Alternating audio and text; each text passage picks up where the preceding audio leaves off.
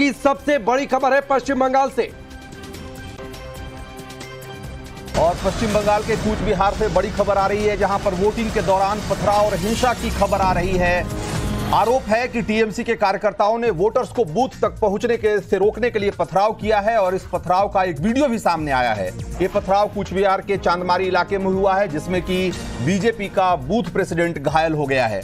तो ये तस्वीरें भी हम आपको दिखा रहे हैं जो कि कूच बिहार से आई है। और जैसा कि आपको पता है कि पश्चिम बंगाल में कमोबेश हर चुनाव में इस तरह की हिंसा, छोटी बड़ी हिंसा होती रहती है और इस बार भी जैसी कि आशंका जताई जा रही थी राकेश, उसी तरीके से तस्वीरें भी आनी शुरू हो गई है। निश्चित तौर पर पश्चिम बंगाल के चाहे पंचायत चुनाव रहे हो या फिर राज्य के विधानसभा चुनाव हुए, उस दौरान भी हिंसा देखने को मिली। और अब जबकि देश का चुनाव है, जबकि सांसद के लिए वो लोग वोट डाले जा रहे हैं, कौन सांसद पहुंचेगा उनकी ओर से, कूच बिहार से जो तस्वीरें सामने आई है वो निश्चित तौर पर परेशान करने वाली है। और एक बार फिर से वो चर्चा तेज हो गई है कि क्या पश्चिम बंगाल में चुनावी हिंसा क्या कभी रुक सकती है? क्या पश्चिम बंगाल की सियासत बगैर चुनावी हिंसा के पूरी नहीं हो पाती है? क्यों ऐसा होता है? क्यों बार बार वहां पर हिंसा होती है? इसको लेकर अलग अलग तरीके की बातें। लेकिन ये तस्वीर देखिए, कूच बिहार पश्चिम बंगाल का इलाका जहां पर पिछली बार बीजेपी ने जीत हासिल की थी, टीएमसी के उम्मीदवार को हरा दिया था। ये पूरा जो 3 सीटों पर पश्चिम बंगाल में चुनाव है, ये तीनों टी बेल्ट है, यानी यहां पर बड़ी तादाद में चाय बागान होते हैं, चाहे मजदूरों की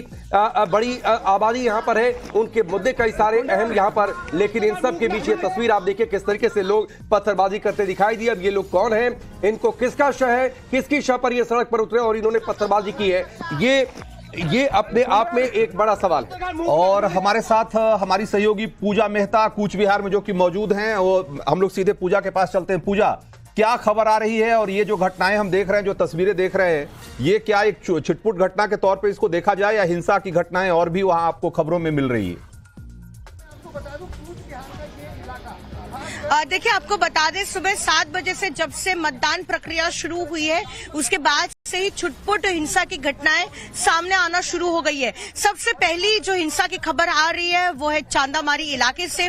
कूच बिहार लोकसभा क्षेत्र का ये हिस्सा है चांदामारी इलाका, और वहां पर तस्वीरों के माध्यम से हम बताना चाहते हैं कि किस तरह से बीजेपी की तरफ से आरोप लगाया गया है कि कुछ तृणमूल कांग्रेस के कार्यकर्ताओं ने वहां पर पथराव किया है, वोटरों को रोकने की कोशिश की है। और जो इलाका है जहां पर वो पथराव कर रहे हैं, उसके पीछे ही पोलिंग स्टेशन है जहां पर मतदाता वहां पर पहुंचने की कोशिश कर रहे थे। और आरोप लगाया जा रहा है बीजेपी की तरफ से कि उनको रोकने की कोशिश की गई और उसी पथराव में बीजेपी के जो बूथ के प्रेसिडेंट है उनको जो है चोटें आई हैं। वही दूसरी ओर फिर एक बार जो एक और गांव है दिनहाटा इलाके में कूच बिहार में, वहां पर बीजेपी कार्यकर्ता के घर के बाहर जो है देसी बम पाए गए हैं और उसके बाद इलेक्शन कमीशन को खबर दी गई है बीजेपी की तरफ से।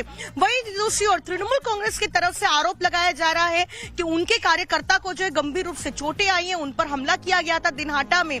तो कुल मिलाकर आरोप और प्रत्यारोप का सिलसिला चल रहा है और छुटपुट हिंसा की घटनाएं जो है वो कूच बिहार से सामने आनी शुरू हो गई है। लेकिन पूजा, ये छिटपुट हिंसा की घटनाओं में जो लोग पत्थरबाजी करते दिखाई दिए थे, ये लोग कौन थे, क्यों इन्होंने पत्थरबाजी की है?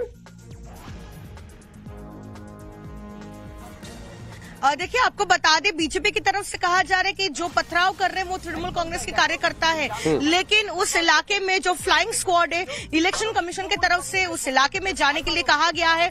ऑब्जर्वर जो तैनात है फिलहाल इस जिले में और सीट पे, उनको कहा गया है कि वो वहां पर जाकर देखें और परिस्थिति को जो है नियंत्रण में लाए, ताकि अगर कोई मतदाता को रोका जा रहा है तो ये सुनिश्चित किया जाए कि वो पोलिंग स्टेशन तक पहुंचे और अपना मतदान कर सके। जी, चलिए पूजा, हम आपके पास आते हैं लौटकर, आप हमारे साथ बने रहिए। गौरव भी हमारे साथ तस्वीरों में दिखाई दे रहे हैं, मकरंद भी हमारे साथ तस्वीरों में दिखाई दे रहे हैं और इसके साथ ही अभिषेक भी हमारे साथ तस्वीरों में दिखाई दे रहे हैं। 2 मेहमान इस वक्त भी हमारे साथ है, समीर चौगांवकर जी हैं, समीर साहब हैं, और अवधेश जी है, वरिष्ठ पत्रकार हमारे साथ। अवधेश जी, पहला सवाल ये कि ये तस्वीरें आपने देखी पश्चिम बंगाल की, कूच बिहार में जिस तरीके से हिंसा हुई है, पंचायत चुनाव रहा हो, राज्य में विधानसभा चुनाव रहा हो, हिंसा की तस्वीरें, अब देश का चुनाव हो रहा है, सांसदी के लिए चुनाव हो रहे हैं, लोग नई सरकार कौन सी बनेगी, उस दौरान भी वहां से हिंसा।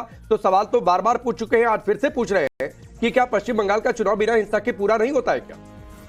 नहीं, पश्चिम बंगाल का चुनाव 1977 से अभी तक कभी भी बिना हिंसा के नहीं हुआ। पहले मार्क्सवादी कम्युनिस्ट पार्टी थी, उसने हिंसा किया, उसके पहले कांग्रेस थी। आपको पता है कि नक्सलवादी वहीं से उभरा था, चुनाव हिंसा के विरुद्ध था, वो उसमें एक बड़ा कारण था। कूच बिहार में पिछली बार विधानसभा चुनाव को आप ध्यान रखें तो वहां हत्या तक हुई थी। वो बहुत भयावह परिदृश्य था। मतुआ लोगों का वहां एक मतुआओं का वो क्षेत्र है और भूटान से और बिहार से लगा हुआ इलाका है। वो धार्मिक क्षेत्र है, मंदिरों में लोगों के जाना आना है, कोच राजाओं का क्षेत्र रहा है।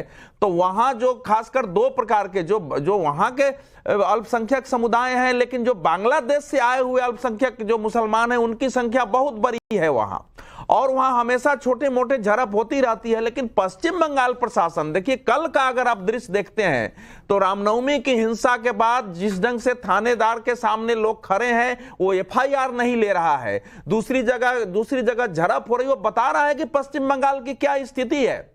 तो पश्चिम बंगाल में इस बार वहां करो और मरो की स्थिति हो गई है, क्योंकि अचानक जो वहां तृणमूल कांग्रेस को लगभग इस बार 2019 से ज्यादा चुनौती मिलने की संभावना खड़ी हो चुकी है। जिस ढंग से सीएए का विरोध किया है और वहां 1 करोड़ से ज्यादा मतुआ समुदाय के लोग हैं वो सड़कों पर उतरे हैं, चारों तरफ एक वातावरण वहां का बदला हुआ है। तो करो या मरो में वो ऐसे ही हिंसा होगी। अभी तो ये शुरुआत है, ये शुरुआत है। वहां एक डीआईजी को बदलने पर जिस ढंग से मुख्यमंत्री ममता बनर्जी ने रिएक्ट किया कि जो भी हिंसा होगी उसके लिए जिम्मेवार कौन होगा, तो इलेक्शन कमीशन होगा। यानी गवर्नमेंट की, वहां के पार्टियों की कोई जिम्मेवारी नहीं है।